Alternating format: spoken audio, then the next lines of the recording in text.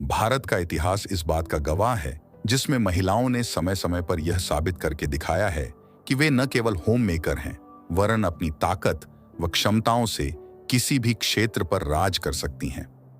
फिर चाहे वह इंदिरा गांधी हो, सरोजिनी नायडू या लक्ष्मीबाई हो, ऐसी ही एक सशक्त ताकत बनकर उभरी है दुनिया की दूसरी सबसे बड़ी कोला कंपनी पेप्सिको की सीईओ इंदिरा नूई, जिन्हें फोर्ब्स मैगजीन ने दुनिया की सर्वाधिक पावरफुल बिजनेस वूमन होने का खिताब दिया है।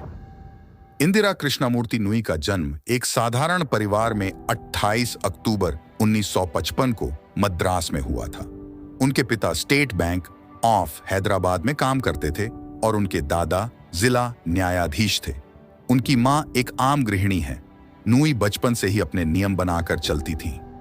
ऐसे परिवार से ताल्लुक रखने के बावजूद, जहां बहुत अधिक आधुनिकता का समावेश नहीं हुआ था, और ऐसे समाज में जहां किसी लड़की के लिए बहुत ज्यादा कुछ करने की चाह रखना सही नहीं माना जाता था, वह ओएनएल गर्ल्स क्रिकेट टीम में शामिल हो गईं।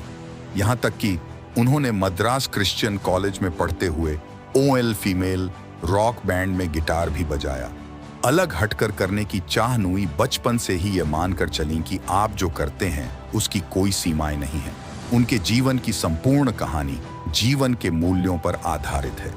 बचपन में उनकी मां उन्हें और उनकी बहन को वे क्या बनना चाहती हैं, इस पर हर रात एक भाषण तैयार करने को कहती थीं और विजेता को चॉकलेट का एक टुकड़ा मिलता था।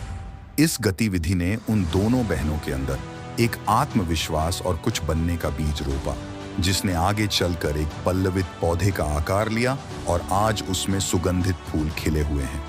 वह मानती हैं कि सफलता 3 बातों पर आधारित है: परिवार, मित्र व विश्वास। उनकी मां ने उनके लिए खेल बनाया था, जिसमें इंदिरा को देश के राष्ट्रपति होने का अभिनय करना पड़ता था। उनकी मां चाहती थी कि इससे कम स्थान पाने का वह सपना तक न देखें। बेशक वह सपना तो पूरा नहीं हुआ, पर आज वह जहां है वह भी किसी बड़े सपने के पूरा हो जाने से कम नहीं है। मद्रास क्रिश्चियन कॉलेज से उन्होंने रसायन, भौतिकी व गणित में स्नातक किया। ग्रेजुएशन करने के बाद कोलकाता के इंडियन इंस्टीट्यूट ऑफ मैनेजमेंट से उन्होंने फाइनेंस ऑफ मार्केटिंग में पोस्ट ग्रेजुएशन किया और फिर एमबीए, जिसके तुरंत बाद वह एबीबी और फिर जॉनसन एंड जॉनसन मुंबई में नौकरी करने लगी। जॉनसन एंड जॉनसन में उनकी सबसे बड़ी उपलब्धि थी स्टेफ्री सैनिटरी नैपकिन्स लॉन्च करना। उसके बाद तो उन्होंने फिर कभी मुड़कर नहीं देखा। वह जिस भी सीढ़ी पर पैर रखती, कामयाबी उनके पैर चूमने लगती। उस समय उनके अंदर आगे बढ़ने व कुछ अलग हटकर करने की चाह इतनी तीव्र थी कि उन्होंने अपने माता पिता को उन्हें अमेरिका में येल मैनेजमेंट स्कूल में पढ़ने जाने देने के लिए राजी कर लिया। येल से उन्होंने पब्लिक ऑफ प्राइवेट मैनेजमेंट में मास्टर्स की डिग्री ली। वहां रहकर वे खर्च निकालने के लिए छोटी मोटी नौकरियां भी करने लगीं। जैसे ही पढ़ाई पूरी हुई तो बोस्टन कंसल्टिंग ग्रुप के साथ उन्होंने अपने कैरियर के प्रथम सोपान पर गंभीरता से कदम रखा। लेकिन उनके जीवन में अभी अनेक मोड़ आने बाकी थे। इसीलिए ही शायद उनके साथ एक हादसा हुआ। एक कार दुर्घटना में वह ऐसी आहत हुई कि उन्होंने कंसल्टेंट सेगमेंट को अलविदा कह कॉर्पोरेट स्ट्रेटजी को अपना लिया। सन 1994 में जब उन्हें पेप्सिको से बुलावा आया तो इंदिरा उसे स्वीकारने में थोड़ी झिझकी, क्योंकि उन्हें पता था कि पेप्सिको में गैर अमेरिकियों के लिए एक सीमा तक ही तरक्की के दरवाजे खुले होते हैं। पर तत्कालीन सीईओ वेन कालीवे इंदिरा की साफ गोई और दृढ़ता से इतने प्रभावित थे कि उन्होंने उन्हें यकीन दिलाया कि पेप्सिको में सफलता पाने के लिए ब्लू आई बॉय होना अनिवार्य नहीं है। उनकी यह बात 100% सही साबित हुई। तभी तो आज इंदिरा शीर्ष पद पर आसीन है। आश्वासन और सही राह पाने से मानो उनकी उड़ान व सपनों दोनों को ही पंख लग गए। उस समय कोला बाजार में कोका कोला का एकाधिकार था, जिस पर आधिपत्य जमाने का लक्ष्य उन्होंने साधा।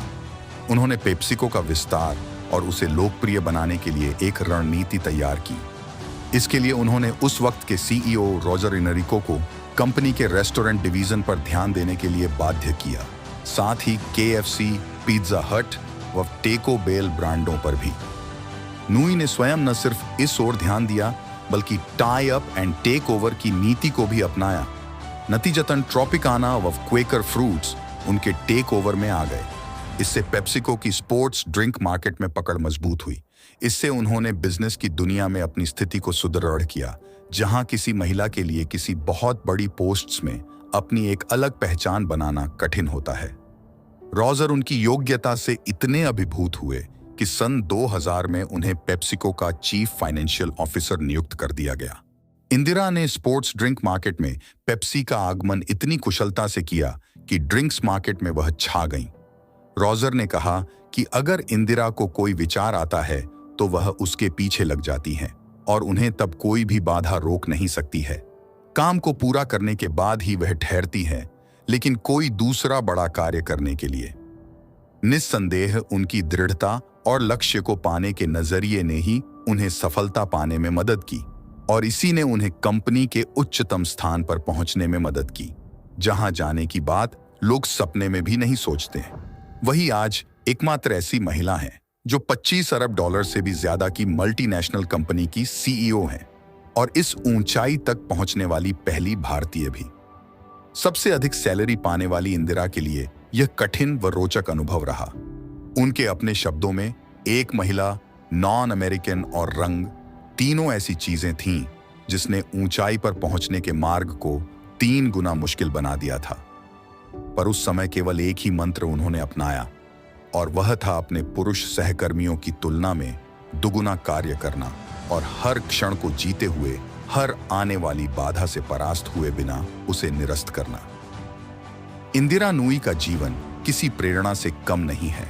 वह ऐसी प्रभावशाली महिला हैं जिन्हें फोर्ब्स व टाइम्स मैगजीन ने दुनिया की सबसे प्रभावी महिला होने का दर्जा दिया है। उनकी जिंदगी एक ताकतवर महिला की एक सीधी सपाट कहानी है। एक ऐसी भारतीय लड़की की कहानी जो एक रूढ़िवादी परिवार में पैदा हुई और नाम मात्र की पूंजी और बिना किसी सुरक्षा के अमेरिका हायर स्टडीज के लिए चली गई। अगर वह उसमें फेल हो जाती तो फिर कोई रास्ता उनके सामने नहीं बचता। ये एक ऐसी दृढ़ लड़की की कहानी है जिसने कनेक्टिकट में पढ़ते हुए पैसे कमाने के लिए आधी रात से लेकर सुबह तक एक रिसेप्शनिस्ट का काम किया और अपनी पहली नौकरी के इंटरव्यू के लिए वेस्टर्न सूट खरीदने के लिए एक एक पैसा जोड़ा, लेकिन सही आउटफिट न खरीद पाने और बाद में इंटरव्यू में सफल न होने पर उन्होंने अपने प्रोफेसर से पूछा कि उन्हें किस तरह के कपड़े पहनकर जाना चाहिए, तो उन्होंने जवाब दिया कि अगर तुम भारत में होती तो क्या पहनती। उनके कहने पर कि साड़ी पहनती, तो उन्होंने कहा, जिसमें तुम सुविधा महसूस करती हो वही पहनो, जो तुम हो उसे मत बदलो। अगले इंटरव्यू में नूई ने साड़ी ही पहनी और उन्हें वह नौकरी मिल गई और प्रोफेसर की वही सीख उन्होंने आज तक अपनाई हुई है। वह जैसी हैं वैसी ही रहीं, कभी अपने वैल्यूज और ट्रस्ट को बदलने की कोशिश नहीं की, बल्कि वह मानती हैं कि उन्हें अपनी परंपराओं से ताकत मिलती है। वह कहती हैं, मैं अपने आप में सुरक्षित हूं, कॉरपोरेट जीवन जीने के लिए मेरा अमेरिकी बनना आवश्यक नहीं है। टॉड डी ग्लास सीलिंग सन 1980 में बोस्टन कंसल्टिंग ग्रुप के साथ अपने कैरियर की शुरुआत करने के बाद से वह जानती थीं कि उन्हें 2 कारणों से कड़ी मेहनत करनी होगी। पहला यह कि वह महिला है और दूसरा कि वह अमेरिका की निवासी न होकर एक बाहरी व्यक्ति हैं। बोस्टन में उन्होंने 6 वर्ष बिताए और वहां उनके क्लाइंट्स टेक्सटाइल से लेकर कंज्यूमर गुड्स कंपनियों से लेकर रिटेलर तक थे। 6 वर्ष बाद सन 1986 में उन्होंने वाइस प्रेसिडेंट और corporate strategy and planning director के रूप में मोटोरोला ज्वाइन किया। सन 1990 में वह एसी ब्राउन बोवरी में चली गईं और वाइस प्रेसिडेंट की हैसियत से 4 वर्ष बिताए। 94 में पेप्सिको ज्वाइन करने से जुड़ी एक रोचक कहानी भी है। उस समय जनरल इलेक्ट्रिक कंपनी, जिसे जैक वेल्च चला रहे थे, उनके सामने अपने से जुड़ने की पेशकश की, पर उन्हें अपने यहां आने के लिए मनाने के लिए पेप्सिको के सीईओ वेयने केलोवे ने कहा, मैं जानता हूं कि जैक सबसे बेहतरीन सीईओ है और संभवतः जनरल इलेक्ट्रिक बेहतरीन कंपनी, पर मैं पेप्सिको को तुम्हारे लिए एक खास जगह बना दूंगा। सन 94 में पेप्सिको ज्वाइन करने के बाद जब उन्हें कॉरपोरेट स्ट्रेटजी ऑफ डेवलपमेंट का सीनियर वाइस प्रेसिडेंट नियुक्त किया गया तो उन्होंने एक तरह से ग्लास सीलिंग तोड़ी, पर वह जानती थीं कि वहां पहुंचना एक बात है और वहां टिके रहना दूसरी बात। वह कहती हैं, अगर आप किसी कंपनी के उच्च शिखर पर पहुंचना चाहते हैं तो मैं इस बात को मानती हूं कि वह केवल संयुक्त राज्य में ही पहुंचा जा सकता है, पर आपको अपने पुरुष साथियों की तुलना में दुगुना काम करना होगा। उन्होंने न सिर्फ दुगुना काम और कड़ी मेहनत की, वरन पेप्सिको की chief financial officer of resident बनने के लिए अपना मार्ग भी तैयार किया। सन 2001 में वह पेप्सिको इंक के बोर्ड ऑफ डायरेक्टर्स की सदस्य भी बना दी गई। जब नूई पेप्सिको से जुड़ी थी तो वह 44 वर्ष की थी और तब से आज तक वह हर प्रमुख निर्णय में सम्मिलित होती आई हैं। वह मानती हैं कि संतुलन बनाए रखने के लिए आपको कंपनी को एक परिवार का रूप देना होगा। कंपनी तेज गति से कार्य करे, इसके लिए बेहतरीन लोगों को उसमें जोड़ना होगा। वह कंपनी के हर कर्मचारी को परिवार का हिस्सा मानकर उनकी हर संभव मदद करती है। एक बार जब इंदिरा यात्रा पर थीं, उनकी बेटी ने उन्हें इस बात की अनुमति लेने के लिए फोन किया कि वह गेम खेल सकती है कि नहीं। रिसेप्शनिस्ट को उसकी दिनचर्या पता थी, इसलिए उसने पूछा कि तुमने अपना होमवर्क पूरा कर लिया है कि नहीं, तुमने नाश्ता किया कि नहीं। ठीक है, अब तुम आधे घंटे के लिए गेम खेल सकती हो। फिर उसने इंदिरा के लिए वॉइस मैसेज छोड़ा कि मैंने आपकी बेटी को गेम खेलने की अनुमति दे दी है। किसी अन्य कॉरपोरेशन में ऐसी बातें सुनने को नहीं मिलती, पर इंदिरा ने पेप्सिको को इस तरह का बना दिया है जहां हर कोई एक दूसरे के परिवार के बारे में अच्छी तरह से जानता है। वह मानती है सफलता का अर्थ पैसा, सम्मान या ताकत नहीं है, बल्कि अपने आप को खुश पूर्ण महसूस करना है। और वह उस चीज में अपना समय व जीवन लगाने से मिलती है जिसे आप सबसे ज्यादा प्यार करते हैं। सफलता का आधार इस बात में निहित है कि आप जीवन में क्या करना चाहते हैं, और जो लोग इस बात को जान लेते हैं उन्हें अपने आप को भाग्यशाली मानना चाहिए। सबसे महत्वपूर्ण अच्छा करने की कोशिश करना और उस तक पहुंचने का प्रयास करना है। इसी तरह आप अपनी क्षमताओं को पूर्णता प्रदान कर सकते हैं। सफलता पानी है तो कभी भी सीखना खत्म न करें। वैसे भी सीखने का अर्थ केवल शैक्षिक ज्ञान पाना नहीं है, वरन दुनिया में जो घट रहा है उसके प्रति अवगत रहना है। अपनी स्वाभाविक उत्सुकता को बनाए रखें। हमेशा अपने दिमाग की खिड़कियां खुली रखें, क्योंकि हम जिस दुनिया में रहते हैं वह विभिन्न संस्कृतियों का संगम है, और हमें हर तरह के लोगों के साथ अगर बेहतर ढंग से व्यवहार करना है तो अपनी सोच को संकीर्ण रखते हुए कर पाना असंभव है। ऊंचे लक्ष्य रखें और उन्हें पाने में जुट जाएं। इंदिरा बेशक भारत में नहीं रहती, पर वह दिल से भारतीय हैं और भारतीय संस्कृति का आदर करती हैं। यह बात अगर उनकी सोच से परिलक्षित होती है तो उनके परिधानों से भी झलकती है। ऑफिस के अधिकांश समारोहों में वह साड़ी पहनती हैं। इस मुकाम पर पहुंचने के बाद व्यस्तताओं व कार्यक्षेत्र की जिम्मेदारियों की वजह से अधिकांश महिलाएं परिवार पर पूरी तरह से ध्यान नहीं दे पाती हैं। पर इंदिरा जितनी कुशलता से अपने ऑफिस को संभालती है, उतनी ही दक्षता से घर की हर जिम्मेदारी को उठाती है। जिस तरह से वह दोनों क्षेत्रों में संतुलन बनाए हुए हैं, वह किसी उदाहरण से कम नहीं है। दुनिया भर में ख्याति और इतनी सफलता पाने के बावजूद इंदिरा नूई एक भारतीय महिला हैं, जिन्होंने पत्नी व मां की भूमिका में भी अपने को बखूबी ढाल रखा है। उनके घर में प्रवेश करने से पहले जूते चप्पल उतारने पड़ते हैं, क्योंकि हर समय वहां गणेश की मूर्ति के आगे एक दिया जलता रहता है। काम के समय बेशक वह लाखों करोड़ों डॉलर का कारोबार करती नजर आए, पर जब वह घर आती हैं तो ऐसे कदम रखती हैं मानो किसी मंदिर में प्रवेश कर रही हैं। उनके घर में 18 घंटे कर्नाटक संगीत बजता रहता है।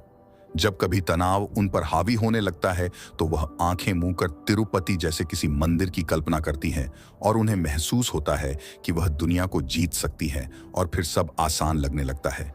एक माँ और एक कॉरपोरेट एग्जीक्यूटिव होना क्या वाकई कठिन काम है? नूई मानती हैं, यह सचमुच बहुत कठिन है। आप इस सच को तो झुठला भी सकती हैं कि आप शीर्ष अधिकारी हैं, पर इस सच को नहीं कि आप माँ हैं। वह भूमिका तो सबसे पहले स्थान पर आती है। मेरे पति मेरी सबसे बड़ी ताकत हैं। कठिन समय में मेरा परिवार और ईश्वर ही मेरी मदद करता है।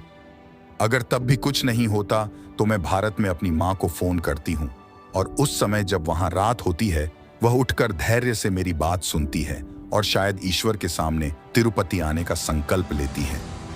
मैंने दुनिया को अपनी माँ के विश्वास के चश्मे से देखा है, और वह मेरे लिए जीवन का मार्ग दिखाने वाला स्तंभ है। नूई सर्वाधिक वेतन पाने वाली महिला हैं, जिनका प्रतिदिन का वेतन ही लगभग 10 लाख रुपए है। उनके अपने निजी सहायक, मेकअप आर्टिस्ट, सुरक्षाकर्मी, मीडिया के लोग आदि हैं। और हर छोटे से छोटे काम के लिए नौकर हैं।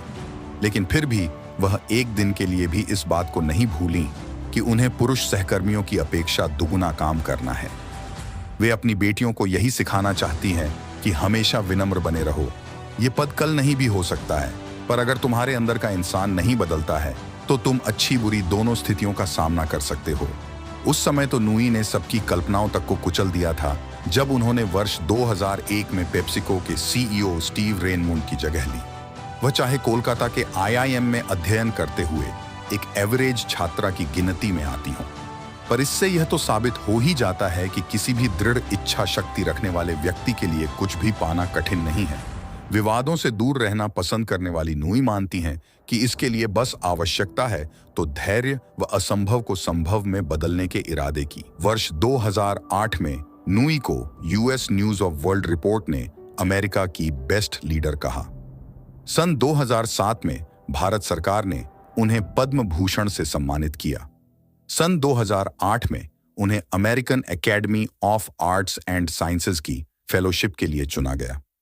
इसी वर्ष वह यूएस बिजनेस काउंसिल की चेयरवुमन चुनी गई और global supply chain leaders group द्वारा सन 2009 की सीईओ का दर्जा उन्हें दिया गया।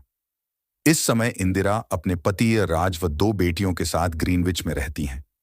काम के प्रति उनकी गंभीरता अगर उनके चेहरे से पढ़ी जा सकती है तो विनोद प्रियता भी देखी जा सकती है। वह सदा खिलखिलाती रहती है और होंठों पर एक मुस्कान बनी रहती है। कला के प्रति उनकी दिलचस्पी का अंदाजा इस बात से लगाया जा सकता है कि वह न्यूयॉर्क सिटी में Lincoln centre for performing arts के मंडल की सदस्य हैं। अगर आपको इंदिरा नूई की कहानी अच्छी लगी हो तो अपने जानने वाली महिलाओं को शेयर करें, वीडियो को लाइक करें और चैनल को सब्सक्राइब करें। Thank you.